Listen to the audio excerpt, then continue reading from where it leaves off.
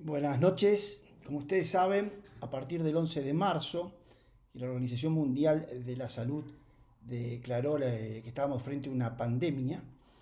El tema del coronavirus nos ha impuesto una nueva realidad que no es necesario que uno tenga que contarla porque todos la vivimos a diarios. Y esta nueva realidad obviamente implica toda una serie de cambios en nuestro estilo de vida, y si implica cambios en los estilos de vida, implicará también cambios en todo el ordenamiento y la normativa que regula nuestras relaciones sociales, humanas, etc.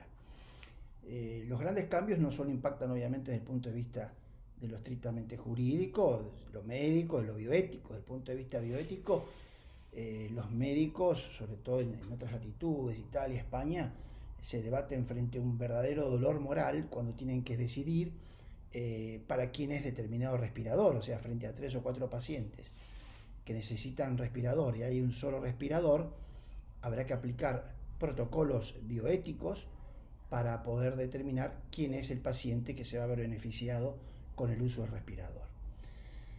Desde el punto de vista jurídico, yo me hago algunas preguntas. El Código Civil y Comercial regula las relaciones de los particulares.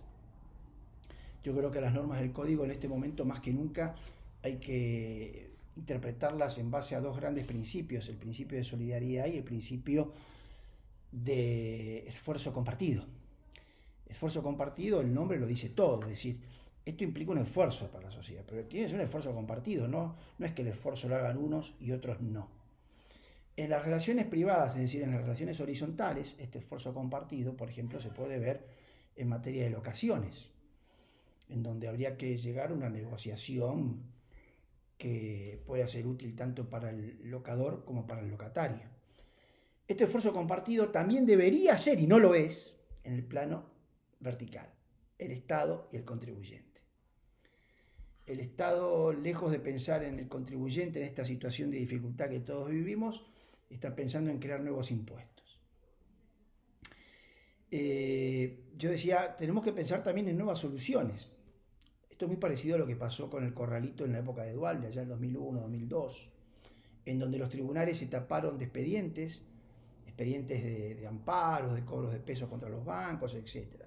Todos sabemos que cuando Dios quiera esto termine y volvamos a la normalidad, cientos, miles de empresas, de microemprendimientos, de pequeños fondos de comercio no podrán hacer frente a sus compromisos.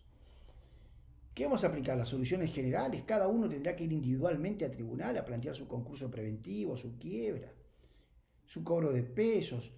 Las normas que regulan la mora, la teoría de la imprevisión, habrá que plantearlas individualmente. ¿No será conveniente tal vez pensar por ahora en soluciones de tipo globales, colectivas?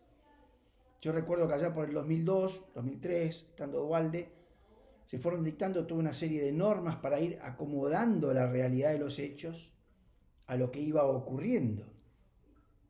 Yo preguntaba el otro día a unos queridos colegas si, por ejemplo, las normas que regulan la mora, es decir, la demora en el incumplimiento de las obligaciones, es una norma del Código Civil y Comercial, tiene plena virtualidad frente a la realidad en que estamos viviendo, en donde podríamos hablar de que hay casi una situación general de incumplimiento, de imposibilidad de cumplimiento de las obligaciones. Eso es para repensar todas estas cuestiones. Y otro tema que me tiene sumamente preocupado es el tema del consumidor, ¿no? El tema de los derechos del consumidor.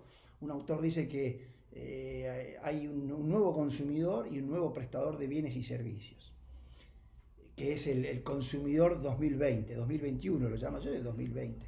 El consumidor post pandemia o el consumidor durante la pandemia, ese consumidor que está encerrado en la casa pero que necesita acceder a bienes y servicios y compra un lavarropa porque le dicen que el lavarropa se lo van a entregar dentro de 4 días, lo compra, lo paga, la empresa que le vendió el lavarropa hizo caja y el lavarropa te lo voy a entregar cuando yo quiera.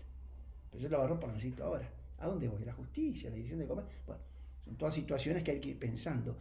Y en estos momentos precisamente es cuando más valor cobran las normas tutelares de los consumidores y usuarios. Sin ir más lejos, el artículo 42 de la Constitución Nacional consagra la tutela de los consumidores y usuarios. Y sin embargo, fíjense ustedes que si bien el Estado ha dictado una norma que prohíbe el corte de los servicios a las empresas de telefonía, de internet, de celulares, etcétera, pero ha prohibido el corte de los servicios para algunos sectores que ya de por sí son sectores vulnerables, ¿no es cierto? Jubilados, personas que reciben asistencia del Estado a través de los planes de ayuda, etcétera. Pero esas personas, el jubilado, mal, pobre, lo que sea, una escasa jubilación, la va a seguir cobrando. El jubilado que venía cobrando una jubilación, por más chiquita que sea, quien venía cobrando una ayuda del Estado, la va a seguir cobrando. El problema es el otro. El problema es el señor que tiene un microemprendimiento, el taxista, el peluquero, el kiosquito de acá a la esquina, el barcito, el que puso una cervecería.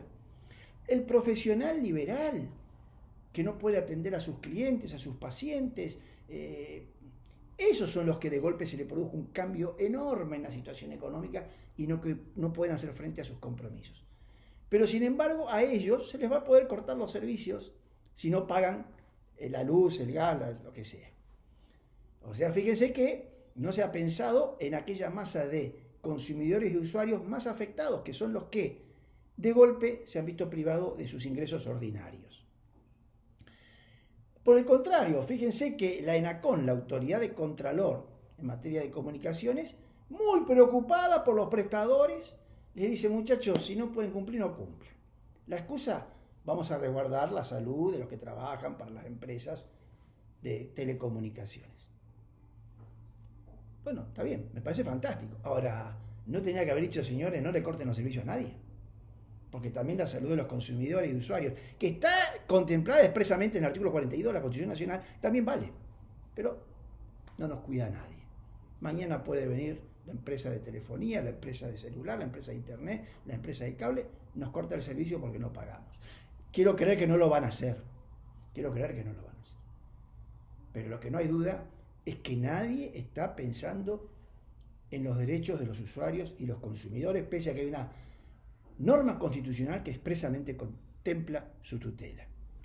Nadie está pensando en la tutela de ellos y sobre todo de ese sector de la sociedad que a lo mejor era esa clase media que de golpe se vio privada de sus ingresos. Porque, repito, el jubilado, por más mísera que sea la jubilación, la sigue cobrando. Aquel que recibe una ayuda del Estado lo sigue cobrando. Poco, pero lo sigue cobrando. El peluquero tuvo que cerrar el negocio, no cobra un peso, pero tiene que pagar el teléfono, la luz, el gas, aguas, que no lo usa, porque tiene el local cerrado, pero tiene que pagar aguas. ¿Quién contempla la situación de estos consumidores? Son temas para ir pensando. Gracias por la atención y hagamos valer nuestros derechos.